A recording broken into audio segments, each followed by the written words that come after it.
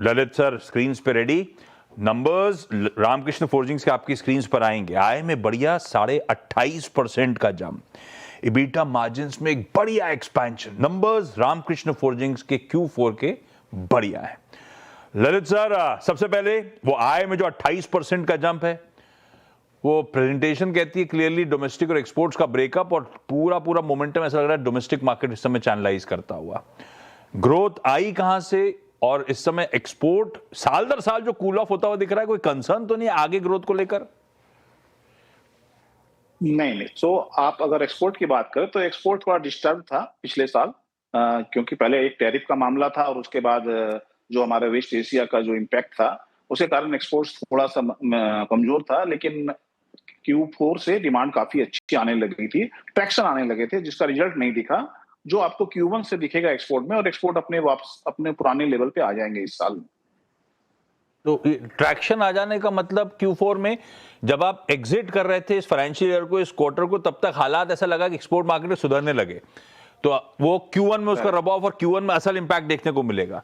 तो ये global geopolitical development, उसका एक्सपोर्ट मार्केट में खास अभी तक फर्क नहीं पड़ा है क्या ललित सर?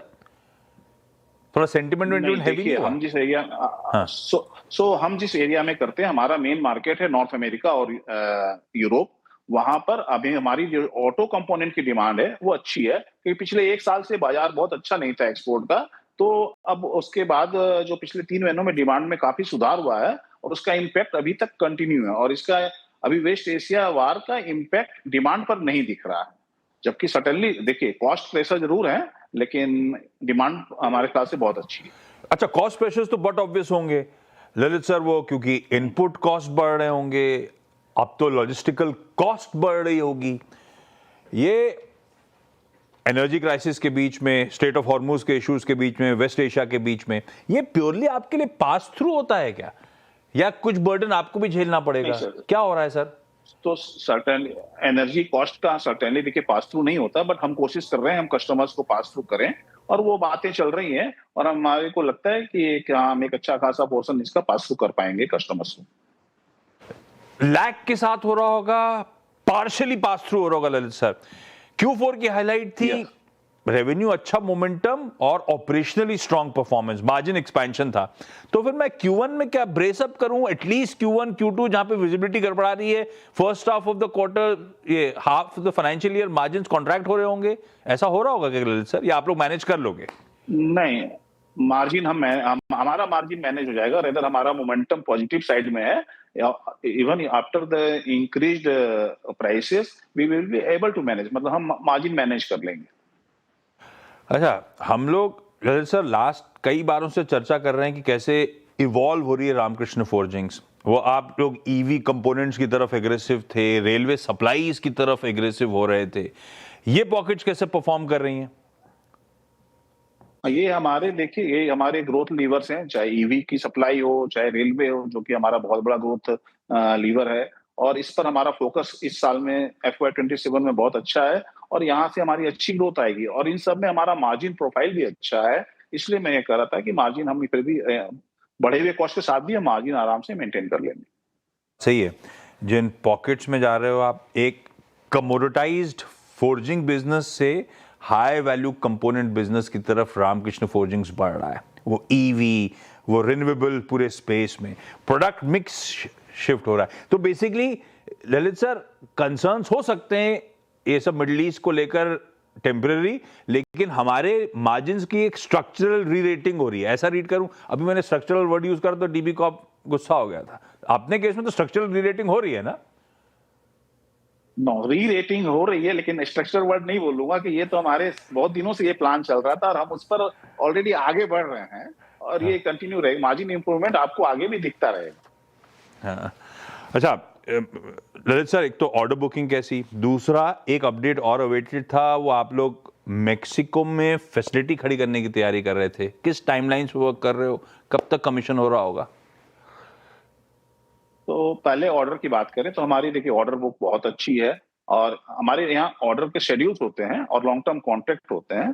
तो पिछले साल भी हमने करीब 3,000 करोड़ के नए ऑर्डर जीते थे, जो कि ओवर अ पीरियड ऑफ 4 साल एग्जीक्यूट होंगे, और ये पाइपलाइन कंटिन्यू है, और ये आगे भी चलती रहेगी। और ओवरऑल जो डिमांड है और जो ऑर्डर्स हैं, उसके हिसाब से ये साल हमको बहुत अच्छा लगता है। इसके अलावा अगर बात करें मेक्सिको की, तो मेक्सिको के बिज़नेस की जो कैपेसिटी है और जो वो मशीनिंग कैपेसिटी है, जो हम ऑलरेडी इंस्टॉल हो गई है, उस पे ट्रायल रन चल रहा है और तो मेरे ख्याल से इस महीने के अंत तक या अगले महीने में वो कमर्शियल प्रोडक्शन वहाँ पर चालू हो जाएगा। ये क्यों कर रहे हैं हम लोग ये सर्व तो हमें नॉर्थ अमेरिकन मार्केट्स करने हैं मेक्सिको के थ्रू। ट्रम्प साहब तो खुश नहीं होंगे, वो तो चाहते थे यूएस की धरती में आप लोग जाके कुछ खड़ा करें। नहीं, ये हमारा प्लान बहुत पहले से था, जो ट्रम्प साहब आने के भी पहले से हमने ये प्लान कर रखा था और ये प्रोसेस हमने हमारे कस्टमर्स के साथ, जो कि कस्टमर्स को वहाँ पर मटेरियल प्रोसेस करवाना, उनके साथ लॉन्ग टर्म कॉन्ट्रैक्ट करके हमने ये फैसिलिटी लगाई है। तो हमारे पास फर्म ऑर्डर हैं ऑलरेडी वहाँ के लिए, इसलिए हमने लगाया और आगे हमको बहुत अच्छा ट्रैक्शन भी दिख रहा है मेक्सिको मार्केट में। सो ये आज के दिन ये ड्यूटी, टैरिफ उनसे कोई लेना-देना नहीं है, ये हमारे ओवरऑल बिज़नेस प्लान का ही ये बोलूँगा प्रोसेस था और वो कंटिन्यू है। सोच रहा था क्योंकि ट्रम्प साहब को ऐसा कोई मेक्सिको से तो प्यार है नहीं, तो हमारा पहले से प्लान था ट्रम्प साहब के पहले से और उसको हम एग्जीक्यूट कर रहे हैं। अच्छा जी। बाजार आपको चाइना +1 का भी की बेनिफिशियरी देखता है, पर ललित सर वाकई ऐसा कुछ हुआ, किसी ने ऐसा क्लाइंट आपने over a period of time acquire करा हो जिसकी चाइना में डिपेंडेंस हो और वो सिर्फ चाइना से डिपेंडेंस रिड्यूस करने के लिए रामकृष्ण फोर्जिंग की तरफ अपना धंधा मूव करना चाहता हो या पार्ट ऑफ द बिजनेस आपके साथ करना चाहता हो, ये चाइना +1 के वाकई बेनिफिशियरी है। चाइना +1 का बेनिफिशियरी यही हुआ ना कि वहां से अपनी प्रोक्योरमेंट बदल के डाइवर्सिफाई करके इंडिया में भी आ जाए, रामकृष्ण फोर्जिंग के पास भी आ जाए। ऐसा कोई काइंड स्पेसिफिकली करा है क्या अभी तक? नहीं, देखिए चाइना +1 जो हुआ था पोस्ट कोविड काफ़ी ज़्यादा इम्पैक्ट हुआ था। आज के दिन आप वो बात नहीं, लेकिन अब तो वो कंटिन्यूटी में है कि उस समय एक रिलायबिलिटी इंडियन सप्लायर की जो फिर बढ़ी वहां थी, के ग्राहक, वहां के क्लाइंट्स उसका आपके एक पास भी इम्पैक्ट आए? आया था।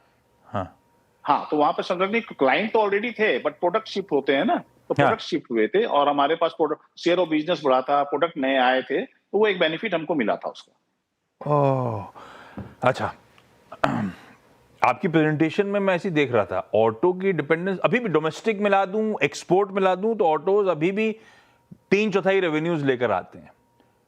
हम लोग जी। नॉन ऑटो का क्या मिक्स टारगेट कर रहे हैं Lalit sir? I am sure long term में तो 50-50 का मिक्स ले जाना चाहोगे आप लोग, लेकिन फिलहाल back of the envelope calculations क्या कहते हैं? FY27, FY28 आपके टारगेट्स क्या है मिक्स को ले जाने के?